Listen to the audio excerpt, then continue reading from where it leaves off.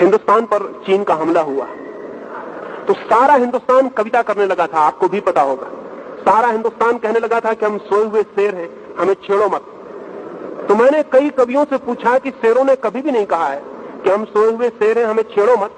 छेड़ो और पता चल जाता है कि शेर है या नहीं, कविताएं करने की जरूरत नहीं होती। लेकिन पूरे हिंदुस्तान ने कविताएं की, जगह जगह कवि सम्मेलन हुए, लोगों ने तालियां बजाई, और जिन लोगों ने कविताएं की, कोई को पद्मश्री की उपाधि मिल गई, कोई राष्ट्र कवि हो गया, किसी को राष्ट्रपति ने स्वर्ण पदक भेंट कर दिए, और चीन हिंदुस्तान की जमीन दबा के बैठ गया, और वो सोए हुए शेर तब फिर वापस कविता करके सो गए।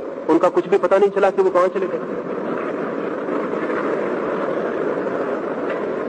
लाखों मील की जमीन ने चीन ने कब्जा कर लिया तो हिंदुस्तान के नेताओं ने बाद में कहना शुरू किया कि वो जमीन बेकार थी, वो जमीन किसी काम की ही न थी, उसमें घास भी पैदा नहीं होता था।